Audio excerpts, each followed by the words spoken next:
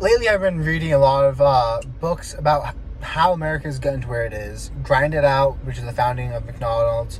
My Life and Work, which is Ford, and he talks about the creating cars, the whole road network of the U.S. American Made, which is talking about Sam Walton and Walmart and how we got to that. Some book, I forget the name, by Andrew Carnegie, but they're fascinating. It's really fascinating to look at the development of everything, because you start seeing things in a new light. Like, I've heard people complain about the cheap crap, the cheap plastic stuff everywhere. Like, I don't know, the example that popped into my mind is, like, if you look at a coffee maker, how much of that is plastic? And you could equivalent that to, it's a cheap piece of crap, but no, it's absolutely freaking brilliant. Like, engineers have spent hours and days, like, analyzing this, developing materials so that they could get it to that point. Because if it was a metal coffee maker, you wouldn't be able to afford that shit. Like, the reason why you can afford a coffee maker is because they have it made out of plastic. They've designed every component of it, the materials that have gone into it. Like, you need to consider shipping costs. Like, the metal's heavy, costs more to ship. Manufacturing costs. Metal creates waste. You have to machine stuff out. It is a subtractive machining practice. And then there's wear on tools, and all of this is lessened by using plastic. Like, plastic really allows for the world we have around us. And this is being said by someone who refuses to drink out of plastic and instead drinks out of glass. Because there's also downsides to it. But, like, I don't know, it makes you a lot more aware of the amazing world that we live in, and seeing it as amazing when you understand what people were thinking and how we got from where we were to where we are now. I mean, Walmart, like, you think of them as, like, I used to think of them as, like, this giant store that just came up into small towns and, like, ate up the business. But after actually understanding economics, first off, Ford talks about this. A company can only grow to the degree in which it can provide service for people. The more service it can provide, the bigger it will grow. Walmart has only grown to the size that it is because it's able to save millions of people billions of dollars a year, which is why people keep going back there. If Walmart couldn't do that for them, then they wouldn't keep going back and buying stuff there. So companies really, they grow to the degree they can provide service. Walmart provides they might not have the best customer service, but the service they provide by allowing you to go to a single store and buy almost anything you could possibly need is extremely valuable, which is why they've grown to the size that they are. Yes, there are some people who have lost their jobs, but let's think about that. These are people who couldn't compete on price. They couldn't compete on quality, which is why they went out of business. Yes, this one person lost their job, but that one person was charging people more for everything. Like, now people can buy more. They can have, let's put the example as this. If you lived in a small town and there was one cobbler who makes shoes, then you pretty much go to that cobbler and you pay the price that cobbler quotes for shoes, or else you just don't wear shoes because there's nowhere else to go. Now, with the invention of a car, you can travel to another place. You can go to the next town over and see if that cobbler has better shoes. So what's going to happen is the best person for making shoes is going to survive, and the other person is going to go out of business. And now we can take that one step further. What if that cobbler joined with a bunch of other people, the butcher, the grocer, the hair cutter, and they made one massive store? Well, then that would save people time, because now they don't have to go to all these individual stores. They can just go to one store and do all their shopping. Okay, well, what if that store started discounting and realized that if it lowered its prices, it could make slightly less money, but would make up for it by increased sale volume? Well, then more people would start going to that store because it was cheaper. That's basically what Walmart did. And just understanding this, I think it's really interesting, because it changes how you see the world. Like, I don't know, when you think of a store, a company donating or providing charity. I mean, Ford is highly against charity because Ford, Sam Walton, they're all service-driven companies. And what these are people who their goal is to provide service to the customer, to basically do the best job that they can at the lowest cost to the customer that they can possibly do.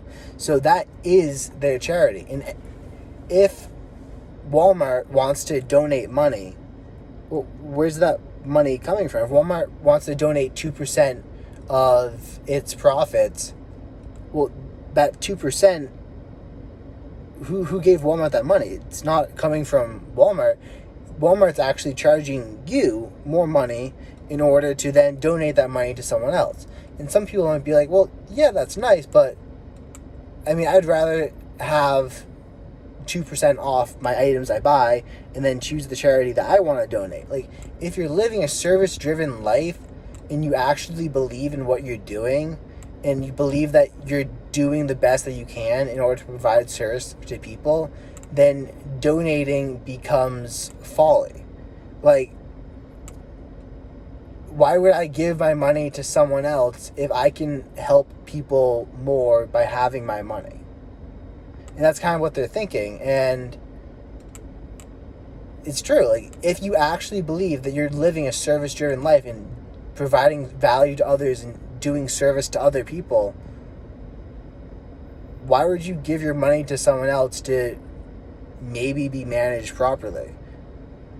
I mean, my goal is to help improve the health of the world and to raise people's awareness through health. Like, I walk into Walmart, I walk into a Market Basket, which is a local grocery store, and I look at people's faces, and I see the expressions on their face, and I empathize with them, and it's sad. It's really sad, like this mental state that people exist in.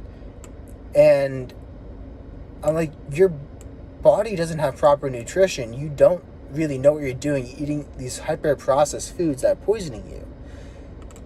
My goal is to solve that. Like, that is what my supplement company does. That is hopefully what I can help teach people through these YouTube videos. Like, that is my mission. So if I don't blow money, I put all my money into this. If I take money and I now donate it to a different cause, then what that effectively does is it weakens my ability to serve people because now I don't have the funds I need to provide the service. And I think that what I'm doing is the best. Like, I don't think that there's anyone else that could do what I'm doing as good as I'm doing it. And well, right now, because I'm small, it doesn't really seem like that. But with where I believe I can get to and growing and where I see me going, like, I want to build up to that as quickly as possible. So I take all my money, I reinvest it into that so that I can then provide the greatest service to people. And if I decided, you know what, I'm going to go donate my money to this charity, no matter how noble that is, that's taking money away from what I currently think I could be doing. And because I'm not living a profit-motivated business where I'm solely concerned with how much money I make and then buying luxurious cars, I'm doing this as a service motive. The more money I have, the more money I can reinvest in the better service I can then provide to people. And I don't know, if you disagree with that, comment in the comments down below, and thank you for the engagement. But yeah, I mean, you don't see charities donating to other charities. Why is that? Well, you don't see that because they believe that they can serve people best by what they're currently doing. Okay, well, they're just choosing to be nonprofits and asking people for their money. If you look at that Ocean Cleanup Group, they're a for-profit company because it turns out the best way to actually do something is you need to make a profit so that you can then reinvest that profit back into the company so you can grow the company. Like, it's not that smart of a business plan to just go out to people and be like, can I have money? Can I have money? Can I have money? Can I have money? Like, if you provide them a service and then they give you money for that service, you can then take the profit from that, reinvest it, and then provide more service. So, I mean, for Ocean, I don't know for sure, but I don't see them going out on their website posting out how much money they've donated to other charities. because they're doing what their mission is. They're like, no, we're going to take that money, we're going to reinvest it, we're going to get more boats, we're going to take more trash out of the Pacific. And, I mean, that's what I'm doing. I'm like, I'm going to take that money, I'm going to reinvest in my company, and I'm going to help people better understand their health, better understand their nutrients, and try to raise their awareness as best as I can. And, yeah, I mean, it's a controversial view for some people who don't quite understand it. And just like, you're telling people not to donate to charity. Well, I mean, if you don't believe that you're living a service-based life, then yeah, go donate to charity. If you're solely chasing money for the sake of money and you're not providing service back to people, then it is good to give charity. Like, you'll get some warm, fuzzy feelings inside. But if you're living a life dedicated to trying to help as many people as you possibly can in the way that you're uniquely qualified to help those people,